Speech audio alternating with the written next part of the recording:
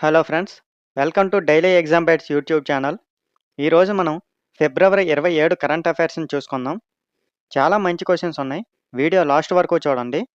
First question: attack helicopter ప్రచండ్లో ప్రయాణించిన మొదటి భారత రాష్ట్రపతి ఎవరు? అంటే కరెక్ట్ ఆన్సర్ చూడండి. ఆప్షన్ సి ద్రౌపది ముర్ము గారండి. ఈ సంఘటన రాజస్థాన్లోని జైసల్మేర్లో జరిగిందండి. ఎల్సిహెచ్ ప్రచండ్ను హిందుస్థాన్ ఏరోనాటిక్స్ లిమిటెడ్ అభివృద్ధి చేసిందండి. ఇది 5,000 మీటర్లకు పైగా ఎత్తులో పనిచేయగలదండి. హిమాలయ ప్రాంతాలకు అనుకూలమైందండి ఇది. ఓకే. ఇది భారతదేశపు మొదటి స్వదేశీ లైట్ కాంబాట్ హెలికాప్టర్ అండి. సో, గుర్తుంచుకోవాలి అన్ని కీ పాయింట్స్. అన్ని కీ పాయింట్స్ ఎందుకు చెప్తున్నామంటే క్వెషన్ ఏ విధంగానైనా అడగొచ్చండి. అందుకోసమే ఎక్స్‌ట్రా కీ పాయింట్స్ కూడా యాడ్ చేసి చెప్తున్నాం. ఎందుకంటే క్వెషన్ ఎలా వస్తుందనేది మనం ఎక్స్‌పెక్ట్ చేయలేం కదా! అందుకోసం. సో, ఇందులో మళ్ళీ కీ పాయింట్స్ ఒకసారి చూసుకుందాం.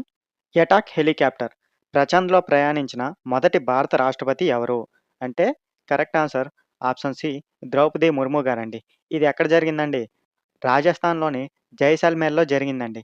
ఈ ఎల్‌సిహెచ్ ప్రచండ్‌ను ఏ సంస్థ అభివృద్ధి చేసింది అంటే హిందుస్థాన్ ఏరోనాటిక్స్ లిమిటెడ్ అండి. ఇది 5,000 మీటర్లకు పైగా ఎత్తులో పనిచేయగలదండి. సో, ఇది హిమాలయ ప్రాంతాలకు అనుకూలం అండి. అలాగే ఇది భారతదేశపు మొదటి స్వదేశీ లైట్ కాంబాట్ హెలికాప్టర్ అండి. సో, అన్ని కీ పాయింట్స్ గుర్తుంచుకోవాలి. Okay. Next question.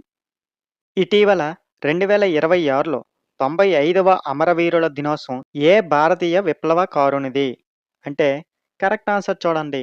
Option B Chandrashekhar Azad అండి. ఈయన ఫేమస్ ప్లెడ్జ్ ఏంటంటే never be captured alive by the British. అంటే బ్రిటిష్ చేతికి ఎప్పుడు పట్టుబడను అనే ప్రతిజ్ఞ చేశారండి. సో, 1931 ఫిబ్రవరి 27న ప్రయాగ్‌రాజ్‌లోని ఆల్ఫ్రెడ్ పార్క్‌లో అమరుడయ్యారండి. ఇప్పుడు ఆ పార్క్‌ని ఆజాద్ పార్క్‌గా పిలుస్తున్నారండి.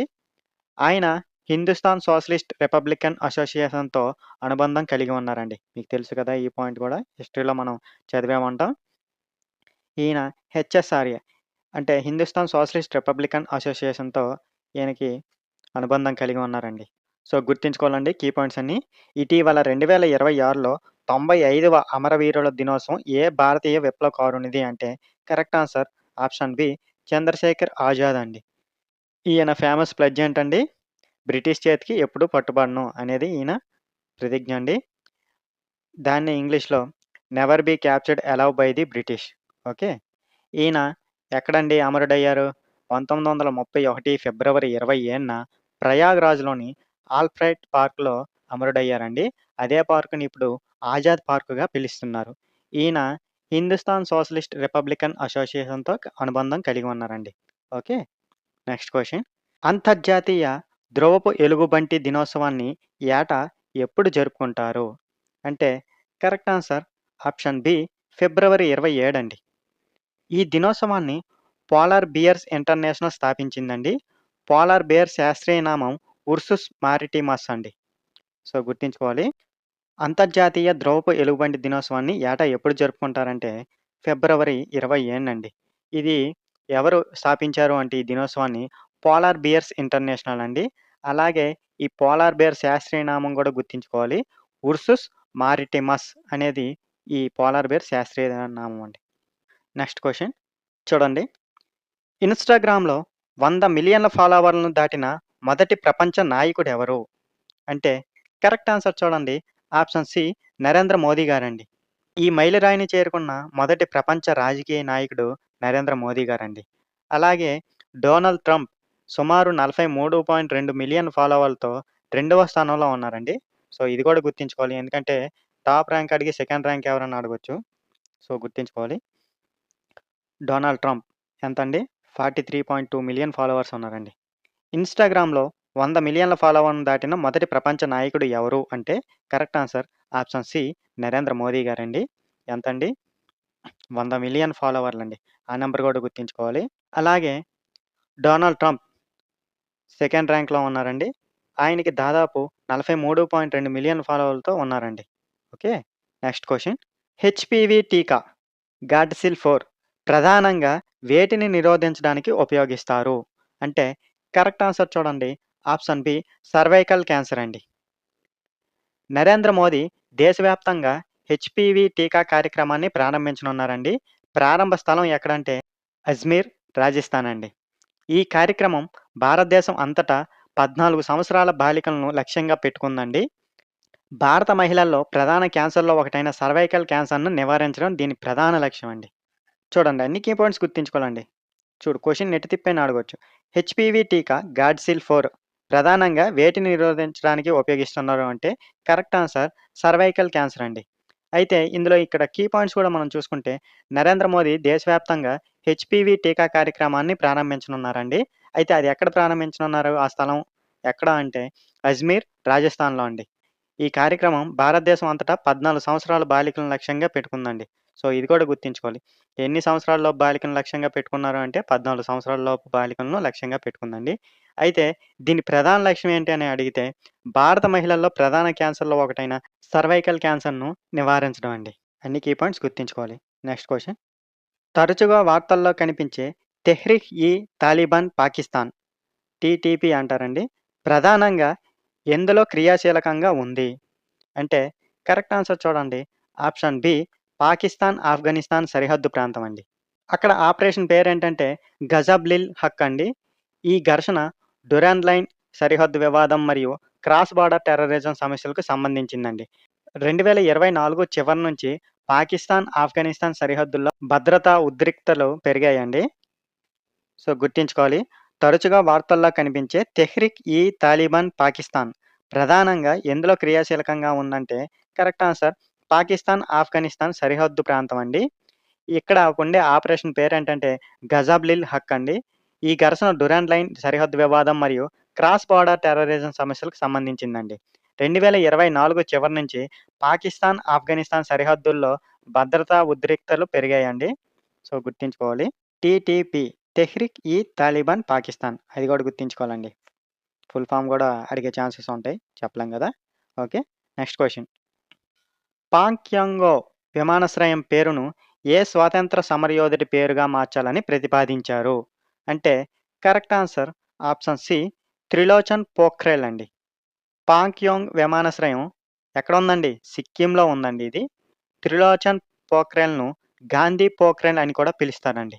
ఆయన ఉత్తర తూర్పు భారత స్వాతంత్ర ఉద్యమంతో అనుబంధం కలిగి ఉన్నారండి. సో, గుర్తుంచుకోవాలి అన్ని కీ పాయింట్స్. ఒకసారి చూసుకుందాం. పాక్యాంగ్ విమానాశ్రయం పేరును ఏ స్వాతంత్ర సమరయోధుడి పేరుగా మార్చాలని ప్రతిపాదించారు అంటే correct answer option C Trilochan Pokhrel అండి. ఈ పాక్యాంగ్ విమానాశ్రయం ఎక్కడుందండి?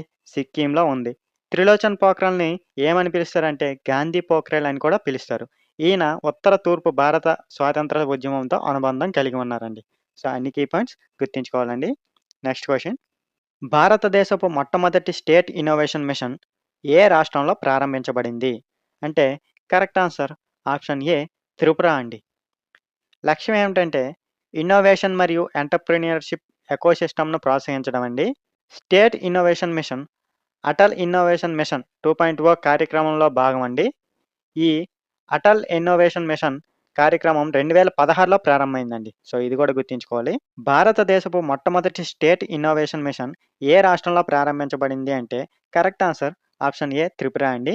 దీని లక్ష్యం ఏంటంటే ఇన్నోవేషన్ మరియు ఎంటర్‌ప్రెన్యూర్‌షిప్ ఎకోసిస్టమ్‌ను ప్రోత్సహించడం అండి. అయితే స్టేట్ ఇన్నోవేషన్ మిషన్ అనేది అటల్ ఇన్నోవేషన్ మిషన్ 2.0 కార్యక్రమంలో భాగమండి. ఈ అటల్ ఇన్నోవేషన్ మిషన్ ఎప్పుడు ప్రారంభమైందంటే 2016లో ప్రారంభమైందండి. సో, అలాగే త్రిపురలో ఎవరు లాంచ్ చేశారో అని అడిగితే డాక్టర్ జితేంద్ర సింగ్ లాంచ్ చేశారని కూడా గుర్తుంచుకోవాలండి. ఓకే. Next question. ప్రధానమంత్రి నరేంద్ర మోదీ ఇటీవల సందర్శించిన యాద్ వాషం ఎక్కడ ఉంది? అంటే కరెక్ట్ ఆన్సర్ చూడండి. ఆప్షన్ బి జెరూసలేం అండి. నరేంద్ర మోదీ తన ఇజ్రాయెల్ పర్యటనలో యాద్ వాషంను సందర్శించారండి.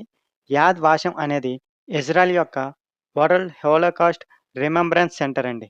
ఇది 1953లో నాజీ హింసకు గురైన యూదుల స్మరణార్థం స్థాపించబడిందండి. సో, గుర్తుంచుకోవాలి. ప్రధానమంత్రి నరేంద్ర మోదీ ఇటీవల సందర్శించిన యాద్ వాషం ఎక్కడ ఉంది అంటే కరెక్ట్ ఆన్సర్ జెరూసలేం అండి. అయితే ఇది నరేంద్ర మోదీ తన ఇజ్రాయెల్ పర్యటనలో యాద్ వాషంను సందర్శించారండి. యాద్ వాషం అనేది ఇజ్రాయెల్ యొక్క వరల్డ్ హోలోకాస్ట్ రిమెంబరెన్స్ సెంటర్ అండి. ఇది 1953లో నాజీ హింసకు గురైన యూదుల స్మరణార్థం స్థాపించబడిందండి. Next question. ప్రధాని మోదీ పర్యటన సందర్భంగా సంతకం చేసిన అవగాహన ఒప్పందాన్ని అనుసరించి భారతదేశ యూపీఐ ఏ దేశంలో ప్రత్యక్ష ప్రసారం కానుంది? అంటే correct answer option C Israel అండి. ఈ అవగాహన ఒప్పందం ఎన్‌పిసిఐ ఇంటర్నేషనల్ పేమెంట్స్ లిమిటెడ్ మరియు Masav bank clearing centre limited మధ్య సంతకం చేయబడిందండి. అలాగే ఇంతకుముందు భూటాన్ 2021లో యూపీఐ క్యూఆర్ స్టాండర్డ్స్ స్వీకరించిన మొదటి దేశం అండి. నమీబియా భారత్ యూపీఐ స్వీకరించిన మొదటి ఆఫ్రికా దేశంగా మారుతుందండి. నేపాల్ 2022లో రియల్ టైమ్ పేమెంట్స్ ప్లాట్‌ఫార్మ్‌గా యూపీఐ స్వీకరించిన దేశాల్లో ఒకటండి. సో, ఇవి కూడా అడిగే ఛాన్సెస్ ఉన్నాయి కాబట్టి అందుకే ఇంక్లూడ్ చేశామండి. గుర్తుంచుకోవాలి. ప్రధాని మోదీ పర్యటన సందర్భంగా సంతకం చేసిన అవగాహన ఒప్పందాన్ని అనుసరించి భారతదేశ యూపీఐ ఏ దేశంలో ప్రత్యక్ష ప్రసారం కానుంది అంటే correct answer option C Israel అండి. ఈ అవగాహన ఒప్పందం ఎన్‌పిసిఐ ఇంటర్నేషనల్ పేమెంట్స్ లిమిటెడ్ మరియు Masav bank clearing centre limited మధ్య సంతకం చేయబడిందండి. అలాగే ఇంతకుముందు భూటాన్ 2021లో యూపీఐ క్యూఆర్ స్టాండర్డ్స్ స్వీకరించిన మొదటి దేశం అండి. అలాగే నమీబియా భారత యూపీఐ స్వీకరించిన మొదటి ఆఫ్రికా దేశంగా మారుతోందండి. అలాగే నేపాల్ 2022లో రియల్ టైమ్ పేమెంట్స్ ప్లాట్‌ఫార్మ్‌గా యూపీఐ స్వీకరించిన దేశాల్లో కూడా ఉందండి. సో, అన్ని కీ పాయింట్స్ గుర్తుంచుకోవాలి. ఓకే. Next question. అలాగే రీసెంట్‌గా మన ప్రధానమంత్రి నరేంద్ర మోదీ గారు ఇజ్రాయెల్ విజిట్ చేశారు కానండి. దాని గురించి ఒక చిన్న ఓవర్‌వ్యూ చూసుకుంటే, ఈ పర్యటనలో మొత్తం 16 ఒప్పందాలు కుదిరాయండి. ఏ ఒప్పందాలను కవర్ చేశాయని ఒకసారి చూసుకుంటే, ఆర్టిఫిషియల్ ఇంటెలిజెన్స్ సహకారం, cyber centre of excellence, education మరియు కల్చరల్ ఎక్స్‌చేంజ్ అది కాలం 2026, 29 వరకండి. అలాగే అగ్రికల్చరల్ ఇన్నోవేషన్, ఫిషరీస్ సహకారం, జియోఫిజికల్ అన్వేషణ, మేరిటైమ్ హెరిటేజ్ సహకారం, లోతాల్ ప్రాజెక్ట్ అండి అది. ఫైనాన్షియల్ మరియు ఆర్బిట్రేషన్ సహకారం, UPI payment linkage, worker mobility protocols ఇవి జరిగాయండి. మొత్తం 16 ఒప్పందాలు కుదిరాయండి ఈ పర్యటనలో. అలాగే ప్రధానమంత్రి మోదీ నెసెట్ ప్లీనమ్‌ను ఉద్దేశించి ప్రసంగించిన మొదటి భారత ప్రధాని అయ్యారండి. మనం ఆల్రెడీ పాత వీడియోలో చెప్పుకున్నాం. ముందు వీడియోలో. అలాగే ఇది కూడా చెప్పుకున్నాం ఇంతకు ముందు వీడియోలో. ఆయనకు స్పీకర్ ఆఫ్ ది నెసెట్ మెడల్‌ను నెసెట్ స్పీకర్ అమీర్ ఒహానా అందించారండి. సో, ఇవి కూడా గుర్తుంచుకోవాలి. కాకపోతే మనం ముందు వీడియోలో ఈ క్వెషన్స్ డిస్కస్ చేసాం. ఓకే. 2024, 25 ఆర్థిక సంవత్సరంలో భారత్, ఇజ్రాయెల్ మధ్య ద్వైపాక్షిక వాణిజ్యం సుమారు 3.6 నుండి 3.7 బిలియన్ అమెరికన్ డాలర్లు జరిగిందండి. ఇది కూడా మనం చెప్పుకున్నాం. భారతదేశం నుంచి ఎగుమతులు సుమారు 2.1 బిలియన్ డాలర్లండి. దిగుమతులైతే సుమారు 1.5 బిలియన్ డాలర్లండి. సో, గుర్తుంచుకోవాలండి. ఎందుకంటే ఏమైనా అడిగే ఛాన్సెస్ ఉన్నాయి కదా! అందుకే ఈ ఓవర్‌వ్యూ కూడా ఇచ్చాం.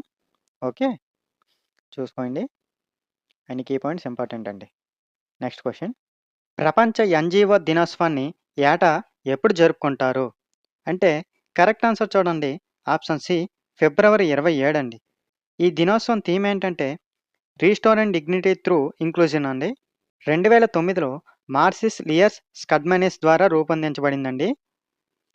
మొదటిసారి 2014 ఫిబ్రవరి 20న హెల్సింకే, ఫిన్లాండ్‌లో జరుపుకున్నారండి.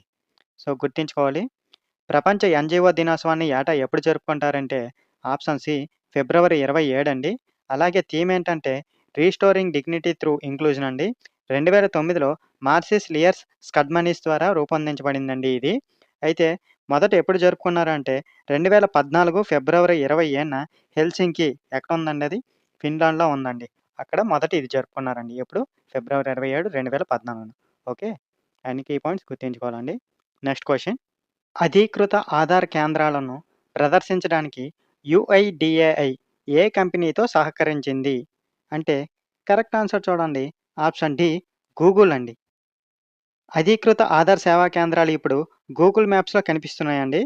లక్ష్యం మోసాలను నివారించడం మరియు ధృవీకరించిన ఆధార్ కేంద్రాలను సులభంగా చేరుకోవడం అండి. అధీకృత ఆధార్ కేంద్రాలను ప్రదర్శించడానికి యుఐడిఏఐ ఏ కంపెనీతో సహకరించింది అంటే కరెక్ట్ ఆన్సర్ గూగుల్ అండి. ఈ అధీకృత ఆధార్ సేవా కేంద్రాలు ఇప్పుడు గూగుల్ మ్యాప్స్‌లో కనిపిస్తాయండి. లక్ష్యం ఏంటంటే మోసాలను నివారించడం మరియు ధృవీకరించిన ఆధార్ కేంద్రాలను సులభంగా చేరుకోవడం అండి. చూడండి యాస్పిరెంట్స్, మా ఉద్దేశ్యం ఏంటంటే తక్కువ సమయంలోనే మీకు ఎగ్జామ్‌కి కన్ఫర్మ్‌గా వచ్చే క్వెషన్స్‌ని మీకు అందించడమే మా ముఖ్య ఉద్దేశ్యం అండి. అనవసరంగా మీ టైం వేస్ట్ చేయడం కూడా మాకిష్టం లేదు. మీరు కేవలం 10-15 నిమిషాలు మాకు కేటాయిస్తే చాలు. సో, చాలా సీరియస్ యాస్పిరెంట్స్ మన ఛానల్‌ని ఫాలో అవుతున్నారు. ఇప్పటివరకు మీరెవరైనా సబ్స్క్రైబ్ చేయకపోతే సబ్స్క్రైబ్ చేసుకోండి. Okay. Quiz of the day అండి. మనం ఆల్రెడీ ఈ క్వెషన్ గురించి డిస్కస్ చేసాం. ఇన్‌స్టాగ్రామ్‌లో 100,000,000 ఫాలోవర్లు దాటిన మొదటి ప్రపంచ నాయకుడు ఎవరు? కరెక్ట్ ఆన్సర్‌ని కామెంట్‌లో చెప్పండి. ఈ వీడియో మీకు ఉపయోగపడితే లైక్ చేయండి. ఇలాంటి మరిన్ని కరెంట్ అఫైర్స్ కోసం డైలీ ఎగ్జామ్ బైట్స్ యూట్యూబ్ ఛానల్‌ని సబ్స్క్రైబ్ చేయండి. Thank you for watching.